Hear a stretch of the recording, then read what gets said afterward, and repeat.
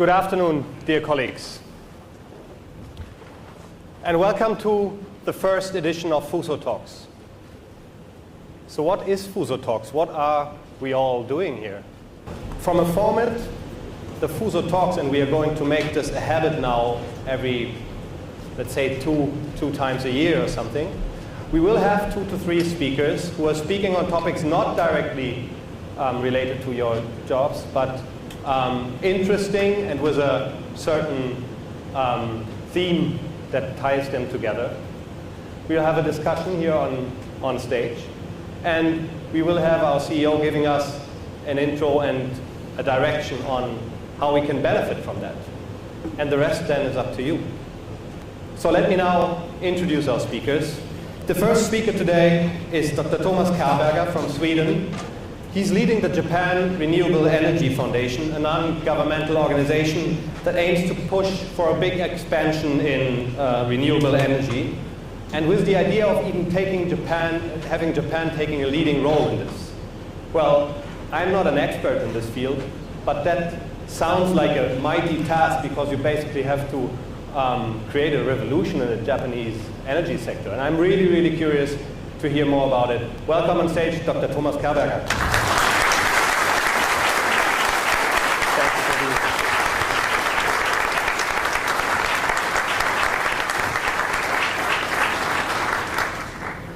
here. Our second speaker comes to us from New York. His name is Mr. Jay Nelson, and he's the CEO and senior editor of Japan Success Stories, or Success Stories Japan, a management consulting firm that is specialized in Japanese businesses and companies. He has researched and worked with Japanese companies for more than 17 years, I believe, has a great experience of this country and the companies here, and he will have some surprising insights how successful some of the hidden champions in this country are. And he will give us, I guess, a positive outlook of how change is possible and how you can be globally successful from Japan. A very interesting topic, especially for us. Welcome on stage, Mr. Jay Nelson. Thanks for being here.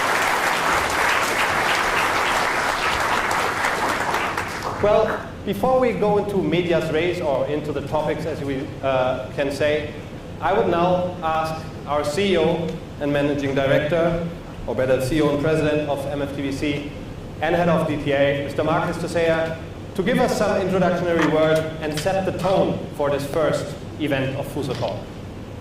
Mr. Toseya, if you would be ready, would be happy to have you on stage. Please welcome our CEO.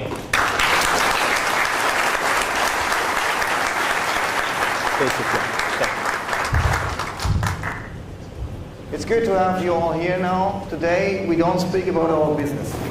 We don't speak about our issues, our concerns, our nuts and bolts.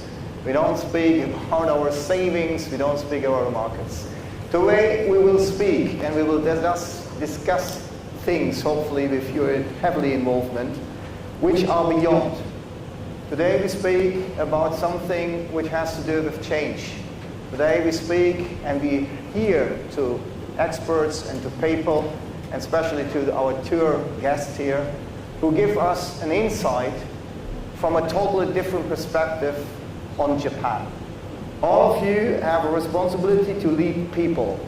You lead human beings, and human beings need also a vision, a dream, a picture, a target.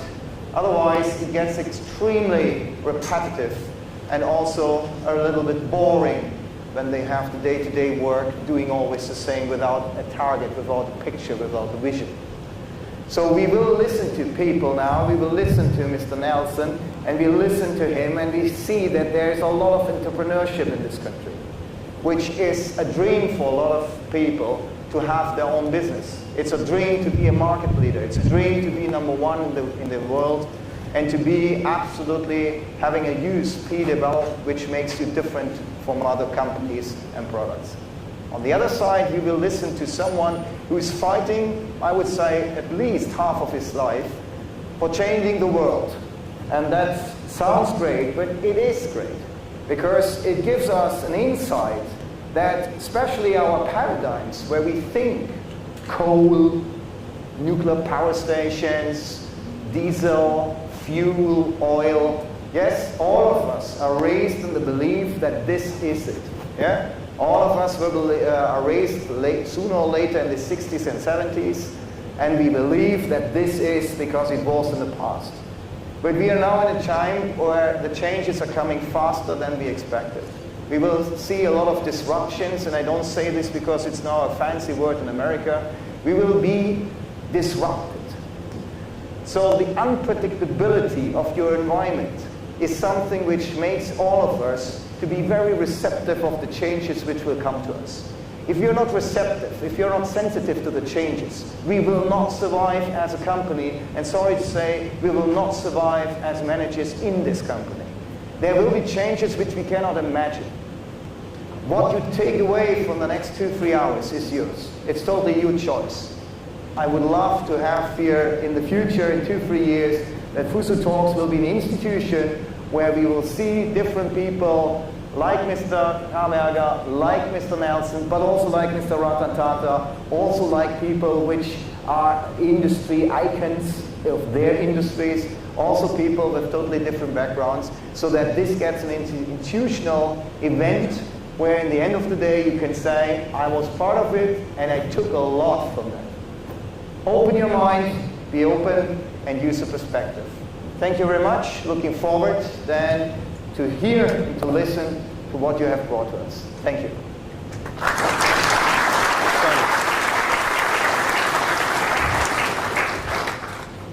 Thank you. I would like to start with you, Dr. Kaberger, and introduce a little bit. I read you started your career as a physicist in statistical physics and information theory and thermodynamics. Pretty heavy stuff for a non-engineer and historian like me. You added even economics to your education, and after obtaining a PhD in physics, became an associate professor in environmental sciences and later professor for industrial energy policy. And then you were Director General of the National Swedish Energy Agency. So sounds like life could have been beautiful over there. I mean, that's a nice setup. You do science, you have some policy making, but then you decided to embark on a completely new journey and take up a humongous task, I think, when in 2011, after the Fukushima earthquake, the CEO of SoftBank, Mr. Masayoshi Son, and a group of researchers founded the Japan Renewable Energy Foundation and decided to ask you to head it. How does it come that they're asking a Swedish scientist and energy expert to come here to Japan to change this society in this field of energy? Well, I think it was a little bit lucky chance that one old Japanese friend of mine was visiting in the summer of 2011, and as Director General of the National Energy Agency, I couldn't tell anyone that I was interested in doing something else, but as he was Japanese, I told him that now that we had reached, or were about to very soon reach, the target that the government had set for 2020, heading the agency and managing stagnation was not particularly interesting for me. I was considering other alternatives, and then he said immediately, then I have a good offer for you, and then he called back and I traveled to Japan to meet Masayoshi Son and discuss this task. What, if you put it in a few words, is your job in leading the foundation? Well, the foundation, with me and my colleagues who are here, what we try to do is to bring in experience from abroad to Japan and help in Japan by the competences and ideas that exist here to develop the different renewable energy sources so that they can supply what Japan needs. Mm-hmm. And as I will describe later, I think this is a wonderful opportunity for Japan, as Japan has a lot of renewable energy resources, but no fossil fuels and no uranium. Mm-hmm. I'm quite sure that you have many interesting insights in your presentation, so I would just ask you to please go on stage and give us your presentation. Thank you. Gentlemen, Dr. Kaberger.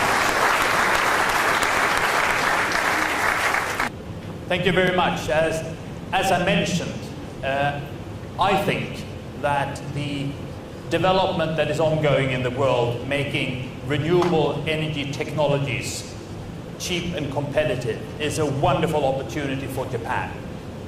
In the 20th century, when fossil fuels and large nuclear reactors were the most economic, competitive sources of energy, Japan was indeed energy poor, because Japan does not have any uranium, does not have any fossil fuels.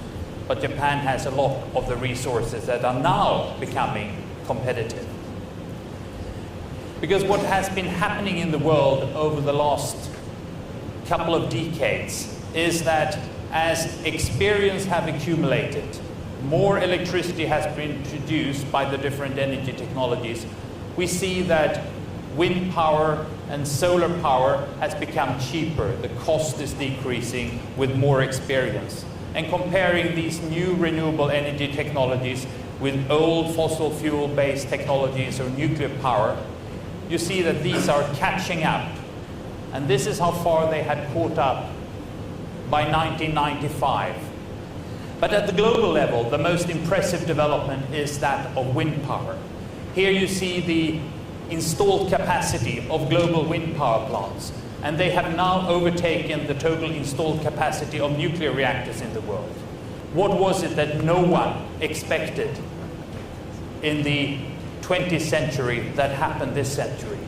Well, it was actually China.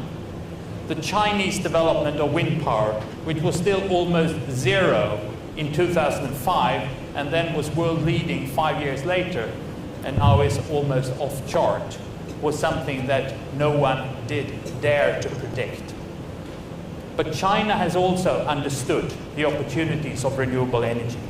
They realized that if they would rely for their economic growth on fossil fuels, they would require so much import of fossil fuels that they would drive up the market price, making further economic growth more expensive or more difficult.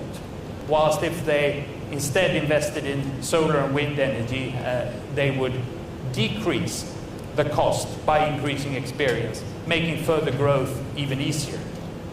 Looking at the cost in Japan, or the price paid for wind power in Japan, you see it's 2 or 3 times the cost in comparable countries. It's an interesting challenge to try to understand why wind power is so much more expensive in Japan. I know Japan has industries with the capacity to build things in a very efficient way. But what I understand is that there are a lot of regulations and planning procedures that make wind power development more expensive in Japan. But globally, costs are falling according to the diagram or the projection that I started showing. Another energy technology that is growing dramatically in the world is solar PV. Here, Japan played an early role, and we have companies in this country who were pioneering in developing low-cost solar PV panels 15, 20 years ago. The cost of electricity from solar rooftop is now cheaper than buying electricity from your electric power company. And that should be wonderful news for anyone. Now you can save money by putting solar panels on your rooftop instead of buying electricity from your power company. And that's the thing that is happening in very many countries in the world now. So in the US, there is 1 solar rooftop installed every 3 minutes since about a year. And in Japan, this is taking off. There is about 1 solar rooftop installation every 2 minutes here in Japan. This has now changed the markets all over the world. Investments are no longer going into nuclear power or fossil power anywhere in the world. And the change in electricity generated, even in China, is now one where fossil fuel use is decreasing, renewables, last year mainly hydro, but also wind, solar, and bioenergy is increasing. This was a kind of argument that was used in Europe in the 1990s. Here you see an advertisement by all the big German power companies where they said that renewable energy cannot be more than 4% of energy demand because then the grid won't work. Now they're at 25 and solar alone is 5. So obviously it was wrong. And an even more interesting description of how they could succeed with these arguments was that in Denmark, the power companies used the same arguments when wind power was evolving there, and they managed to convince the government that they should not allow more than 4% of wind power. The power companies used some sort of language saying that it was because of grid stability.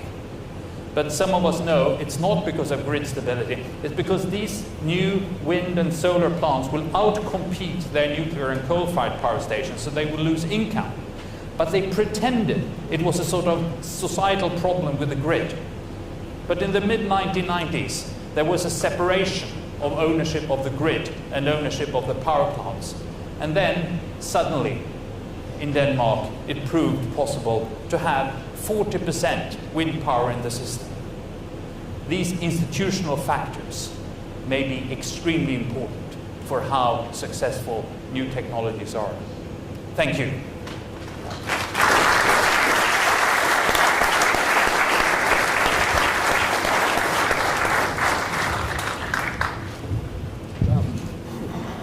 Thank you, Dr. Kaberger. Really insightful and interesting. I mean, you're still positive that change is possible and necessary. What are the forces that support this change? Where are the forces where you're confident that they will finally then lead to a change? The only companies that were against in the European setting, that was the large power companies, of course. But then the clever argument was used to the managing directors of these power companies, where we said, if you know that you're efficient and competent, you will win in the competition. So this will be profitable for you. But if you know that you are incompetent and inefficient, you must be against. And then suddenly no one was against. Even the most incompetent and inefficient said they were in favor of competition. Well, I believe that's a strategy that everyone uses once in a while with superiors or colleagues, so I imagine it's working. Thank you very much, very insightful, and I think we will touch upon a little later. But it shows that change is always also about survival of the fittest. It's the companies who will react and see it as a chance who will profit from it, and it will be the dinosaurs who are unwilling to change who will most probably not survive that trend. And this leads me to our second guest today, Mr. Jay Nelson. Just shortly go back, found your company Success Stories in 1997, and you observed the Japanese business into all these years. So how or where does your assessment come from, and how positive are you about Japan being able to change and maybe cope with the growth that other economies are having? So we started the company with that basis, that there was global companies that needed to understand how to do business in Japan. Everywhere else global companies are going, they bring the global way. Oh, this is how we do it globally. So, everybody has to just follow the global way. We do it the same way in Sweden as we do it in Australia, as we do it in Brazil, because this is the global way. Everybody has to do it. Well, Japan says no. Japan says no. We have a Japanese way. And so global companies need, of course, to understand a little bit better the Japanese way, and then how to bring global concepts into the Japanese way. And the same way Japanese people and companies, they're so proud to be Japanese, but they need to be sometimes a little more open. There are certain examples of companies that bring in global concepts, and they do it in a Japanese way, and those are the most successful. So anyway, we're quite positive on the whole experience, because we see, for reasons I'll give in the presentation more, that there's still a large interest in Japan, and there should be. So. And I give you the floor to give us your presentation. Mr. Nelson.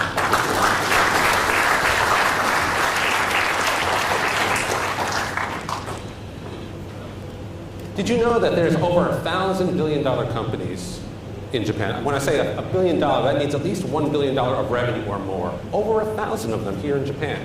And yet, if you ask yourself, how many can you name? Most people can name maybe 5, 10. Lucky if they're students, they can do 20. And there's over 1,000 of them. Did you know that Japan is #2 in ultra-high net worth individuals and in regular millionaires? And this is an example of wealth that I will talk about. And we talk about, oh, China's so rich, they're buying, luxury cars, and, and India and Dubai we hear about. But yet, Japan has more millionaires and ultra-high net worth individuals than all of those countries combined. Japan has cutting-edge technology. Of course, you've always heard about it, some of the companies. But when you go into the universities and the government-run institutions, you see that there's so much technology on futuristic fields that are not needing to be commercialized today because of the way Japan runs, but are sort of greenfield technology, looking at the future of things. It's very impressive. And then again, in the economic terms, we care about what are companies going to be doing. And there's big government initiatives on the way, which I will list later on, which show, basically that there's great opportunities for companies in Japan, which is really how the economy works. And of course, privatizations as well. When we talk about Japan's debt, if we want to get financial, I will give you a great list of actually assets that are held by government institutions, which basically put a different spin on the whole Japan's got too much debt question that you hear about, again, in the global media. So we always say, Japan is the world's largest emerging economy. Well, I thought it was a developed economy. Well, actually, I think it's more of an emerging economy, and I hope you'll agree. So let's start with some companies. Anyway, as I mentioned, our firm, one of the things we bring is we follow 21,000 of the most important Japanese companies. There's 2.8 million legal entities in Japan, okay, quote unquote. These are companies and these are shosha of various kinds. These are basically, everything from pizza parlors and laundromats all the way up to Sony and SoftBank. And there's 2.8 million, they're the KKs, the YKs, etc. Now of this, about half of them are sort of corporate type. And we, as I said, so we've identified through our research 21,000 of the most important companies in Japan. These are the companies that everybody would know if you could list 21,000. These are the ones with the strongest market positions in the domestic economy, the ones with the greatest brand names, the ones with substantial cash on the financial balance sheet, so they have a lot of money. These are the ones with strong R&D and strong technology. And these are the ones also which are leading the vanguard to expand abroad and continue to do so. So anyway, also Japan has a lot of the world's only this, the world's only that. Very impressive. This one company is the world's only source of experimental mice that are injected here in Japan by, let's say, human cells. And these mice injected with human cells are then sold to global pharma and biotech firms all around the world who want to study the effect of medicines and various things on the human body, but it's hard to experiment on human bodies, so they use mice with certain human cells in them. And the world, as I said, the world's only source is here in Japan. I mentioned before, Japan is so wealthy. I mean, we see it, of course, right? Everybody is, shopping in Omotesando, and fashion is always interesting here. According to Capgemini Merrill Lynch, they did a study in 2014. Japan has 2.1 million US dollar millionaires. That's 2.1 million people with at least $1 million of family wealth. This is more in Japan than China, India, Dubai, Hong Kong, Singapore combined, right? We thought those were the rich countries. How is it possible, right? Some of the major university research projects done here in Japan. And again, as I mentioned, a lot of this is uncommercialized research. I won't take you through all these, but you can read it for yourself. From catalytic chemistry to improving mining geology, to understanding how we actually process data from our smartphones and from our books. How to bury nuclear waste even more safely, which is a big problem in the nuclear industry worldwide. Improving bioartificial organs. And as you can see, there's a professor, individual professor name and university attached to each one of these, all in Japan, and all of which are compelling. I mentioned before the big Japanese government initiative. These are all going to come and affect the way companies react. Some of them are not going to affect your company, some of them will. The My Number system, I'm sure you're all familiar with, is coming at you in the next 2 years. Now you all hear about Japanese government debt. Okay, well, yes, Japan has a lot of debt. Everybody argues about how important it is and how much is owed domestically. But let me tell you something. Japan owns a lot of things that could be sold into the market, and sizably in a way to reduce debt. You're all going to hear about Japan Post.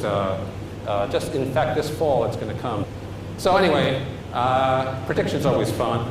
I hope I'm not around in 20 years if I'm right or wrong, but I would say to you that it's our view that Japanese companies are just beginning a new cycle, a globalization cycle like it's never seen before. In 20 years, I predict Japan will be fully as global as the US or Germany. Now you could say, ha, wait, you're crazy, Nelson-san. Get out of here, forget about it, right? But yet, if you think about it, just 20 years ago, we all thought Japan was going to conquer the world, right? So 20 years is quite a long time. If Japan was so impressive 20 years ago, and it's so terrible today, what's to say another 20 years? It can't restore a lot of its success. So for some of the reasons which I can go into in the question period, we really believe Japan is globalizing. It's got relatively unknown products, so basically there's many new opportunities for Japan and for Japanese companies. So that's what I have to say, and I thank you very much for the presentation.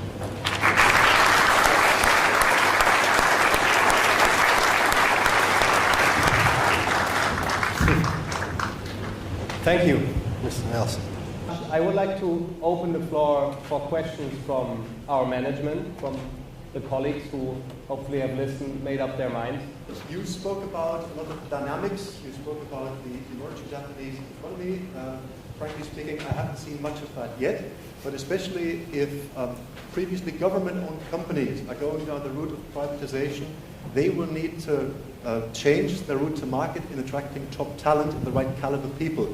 Do you have an idea or a recipe of what techniques we would need to apply to attract higher caliber talent for our company? I do, actually. It would probably take up longer than it would take to answer your question, but I'll say that Japanese are very impressed, as most of you know, by brand names and by famous and by being a leader. And so companies that have established a brand name and can trumpet their success in the marketplace draw the highest quality candidates, at least at the first glance. Because everybody, if you look at university graduates, they want to work for famous companies and big companies. And so it doesn't hurt, even if you're a medium-sized company or if you're a lesser-known company, it doesn't hurt to make efforts to put your brand out in the market from a CSR standpoint or from a hiring standpoint or from a we have the greatest technology, whatever the key thing is. But it always helps in recruiting to remember that to have some sort of external brand name focus for people on the street is always helpful in recruiting. Thank you. I have a question to you, Dr. Kaberger. You mentioned a lot about PV and wind power. Hydropower was only mentioned on a side note very often. First question would be, is it considered at all in your overall concept? Maybe also as a sort of how do you say, storage, energy storage for the future, because the biggest problem of this PV and wind power is the fluctuation. It means we don't have it constantly. But I wanted to listen a little bit or hear what is your opinion to the future of hydropower. Well, I think the hydropower has a very important role in the global electricity generation already. It's the largest of the renewables for electricity production. It has a great value and a lasting value, as you mentioned, because of its ability to vary production according to demand. In many parts of the world, the potential to increase the hydropower capacity is not very large. There are still things to do in some parts of the world, but I think Europe and North America and Japan, the potential to increase hydropower is moderate.